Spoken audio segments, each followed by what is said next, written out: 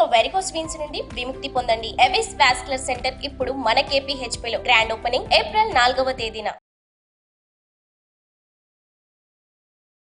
నమస్కారం, నేను మీ జాహ్నవి. మనతో ఉన్నారు ప్రముఖ జ్యోతిష్య వాస్తు పండితులు, జ్యోతిష్య వాస్తు శిక్షణ నిపుణులు, లలిత ఉపాసకులు, ప్రముఖ ఆధ్యాత్మికవేత్త బ్రహ్మశ్రీ నానాజీ పట్నాయక్ గురువు గారు. సూక్ష్మంలో మోక్షం ఈ ప్రత్యేక కార్యక్రమం ద్వారా మనకున్నటువంటి ప్రతి సమస్యకి ఎంతో చక్కటి సొల్యూషన్స్ గురువు గారు అందిస్తూ ఉన్నారు కదా.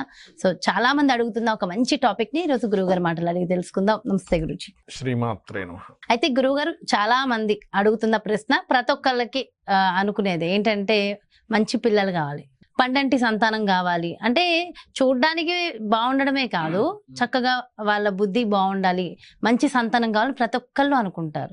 అయితే మంచి సంతానము కలగాలి అంటే దానికోసం అంటే ప్రతి ఒక్కరికి చెప్పండి. ఆల్రెడీ గర్భిణీ స్త్రీలు ఉంటారు, వాళ్ళకి ఎలా పిల్లలు కనాలనే ప్లానింగ్ లో ఉన్న వాళ్ళకి, సో ఓవరాల్ గా దీనికోసం చక్కటి రెమెడీస్ ఇవ్వండి గురుగారు. ఎందుకంటే వాళ్ళ పిల్లలు బాగుంటే నెక్స్ట్ తరమే బాగుంటుంది కదా.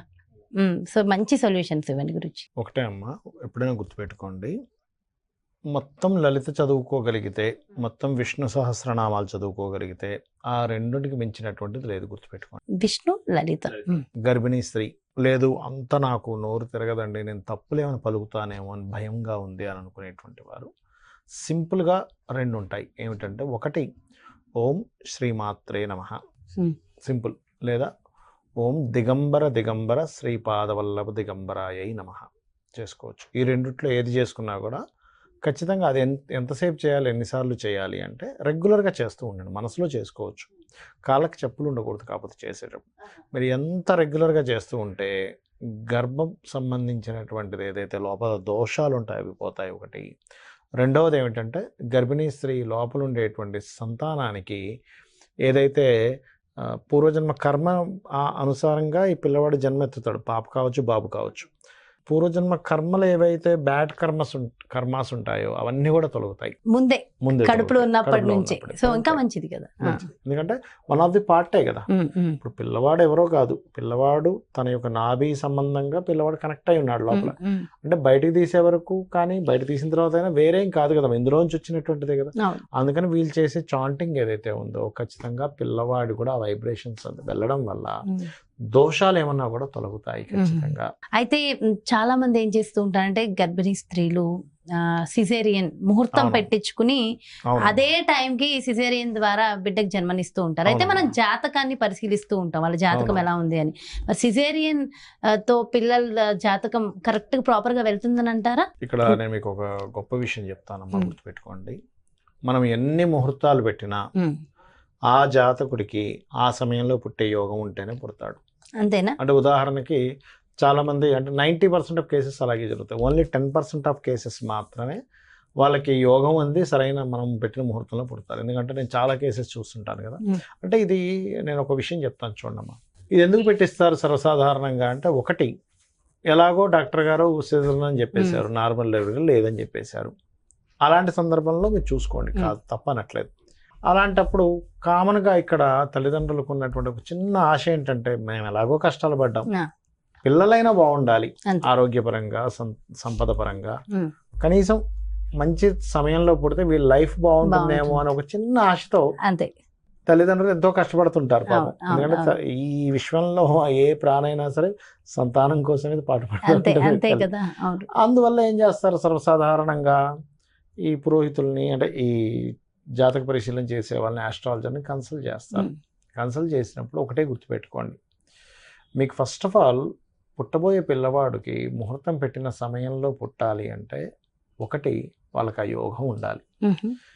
యోగం ఉంది ఆటోమేటిక్గా జరుగుతుంది. మరి యోగం లేదు, గర్భిణీతో ఉన్నన్ని రోజులు లలిత కానీ విష్ణువు కానీ వినడం చదవడం చేస్తే ఆ యోగం పుడుతుంది.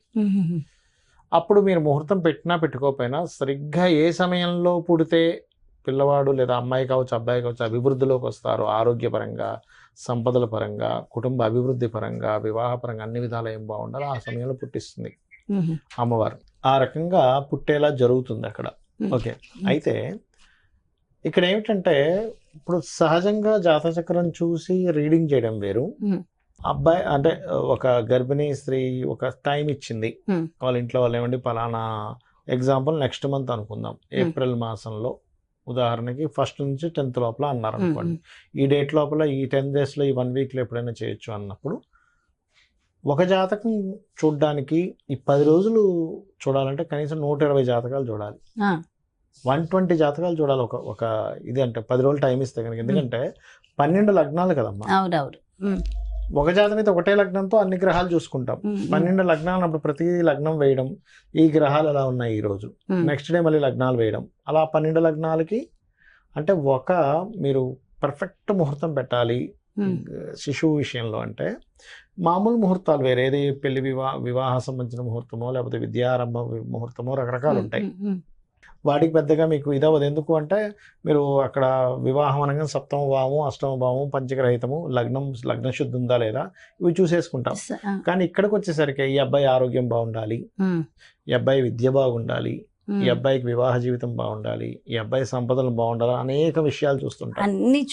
అన్ని చూసి పెట్టవలసి వస్తుంది. కాబట్టి ఏంటి, ఒక జాతకం చూసిన దానికి ఈజీగా అయిపోతే ఈ 10 రోజులు టైం ఇస్తే కనుక 120 జాతకాలు చూసినంత సమయం పడుతుంది. అందుకని నేనేం చెప్తానంటే ఎవరైనా అలా చేయించుకోవాలనుకుంటే, అంటే నిజంగా మీకు కనుక సిజరనే అవుతుంది డాక్టర్స్ కన్ఫర్మ్ చేశారంటే కనీసం 3-4 నెలల ముందే అప్రోచ్ అవ్వండి ఆస్ట్రాలజర్ని.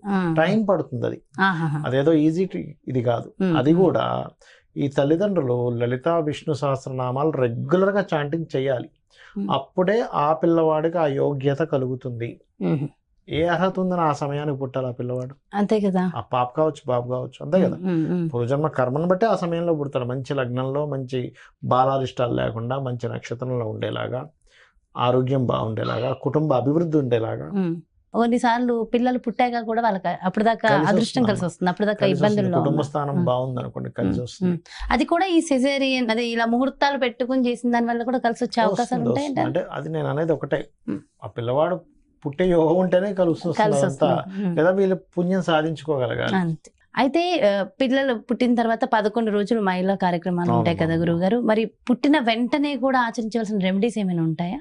ఒక్కొక్క జాతకము కొన్ని ఇబ్బందులు ఉంటాయి. అంటే నక్షత్ర దోషం ఉంటుంది, లేకపోతే బాలారిష్టాలు ఉంటాయి, శాంతులు ఉంటాయి. అవన్నీ పెద్దగా వీటి గురించి అమ్మో బాలారిష్టం అంటే ఏదో అయిపోతుంది, అమ్మో శాంతి, ఏం భయపడక్కర్లేదు.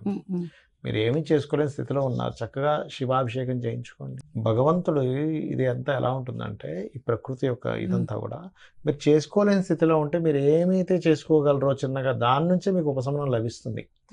అలా అని ఇప్పుడు చూడండి, చాలా పెద్ద వ్యక్తి ఉన్నాడు, బాగా కోట్లు సంపాదిస్తున్నాడు, ఆయన చిన్న దాంట్లో చేస్తా అంటే పోదు. అవునవును. ఎందుకంటే ఆ వ్యక్తి ద్వారా కొంతమందికి ఉపాధి కలగాలి, ఎంత ఉందో దాన్ని బట్టి ఉండాలి. అంతేగాని 10,000 సంపాదించి 20,000 సంపాదించే వ్యక్తి వెళ్ళి చిన్న అభిషేకం చేసుకుంటా అంటే కుదరదు. అదే ₹1,00,00,000 సంపాదించే వ్యక్తి అదే చేస్తా అంటే కుదరదు.